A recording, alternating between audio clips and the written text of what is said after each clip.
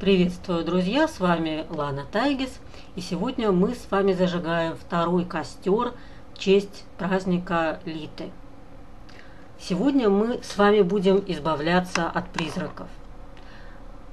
Кто такие призраки, откуда они берутся? Призраки – это наши страхи.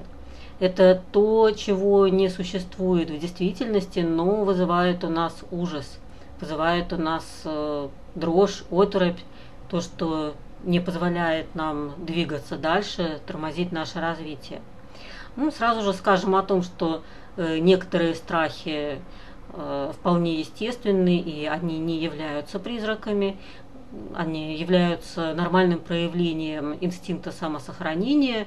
Как, например, если мы подходим к краю пропасти, то, естественно, у нас срабатывает страх высоты, и он позволяет нам стоять на краю этой пропасти, а не прыгать вниз. Если мы подходим к костру, к огню, то естественный страх перед огнем позволяет нам держаться на достаточном расстоянии для того, чтобы не обжечься, для того, чтобы не спалить себе волосы, скажем так. Но, кроме того, существуют и такие страхи, которые действительно не имеют под собой реальной основы, которые действительно являются призраками. Вот о них мы сегодня и поговорим. Это может быть страх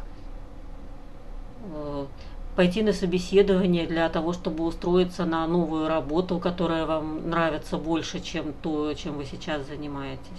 Или это может быть страх общения с представителями противоположного пола, например, с мужчинами, если вы женщина, и, соответственно, с женщинами, если вы мужчина. Это может быть страх путешествия, да, если я знаю, что некоторые люди не решаются просто поехать в путешествие, тем более самостоятельно, потому что им кажется, что что-то им там будет угрожать. И так далее. Страхи бывают самые разные. Наверняка вы вспомнили уже, какие у вас существуют страхи такого рода и с чем вы можете поработать. Я сегодня познакомлю вас с одной замечательной техникой, практикой, которая позволяет избавляться от такого рода страха. Конечно, любую практику лучше использовать, когда вы работаете совместно с психологом, она в этом случае будет эффективнее. Но та практика, о которой я буду говорить сегодня, может быть использована и для самостоятельной работы. Вы сможете ее увидеть и прочитать подробную инструкцию, перейдя по ссылке под этим видео. Для того, чтобы обратиться к этой технике, просто вспомните ту ситуацию, которая вызывает у вас вот такого рода призрачные, фантомные страхи. Если вам удастся вспомнить, с чего начались эти страхи, совсем замечательно. Допустим, если вы женщина, у вас есть страх в общении с мужчинами, вполне возможно, что у вас был опыт очень неудачных отношений с мужчиной.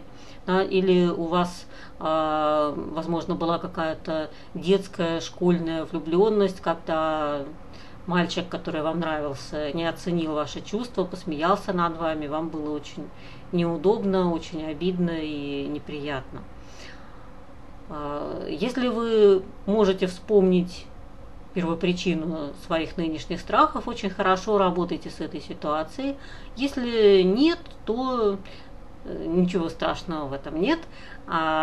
Просто выберите ту ситуацию, тот страх, который мешает вам на данный момент больше всего, и поработайте с ним вот по этой технике, которую я вам предлагаю. Обязательно поделитесь своим опытом, расскажите о том, что у вас получилось, написав комментарий под этим видео. Добавьте свой хворост, свои сухие веточки в наш общий костер. Всем удачи и до завтра, до нашего следующего костра.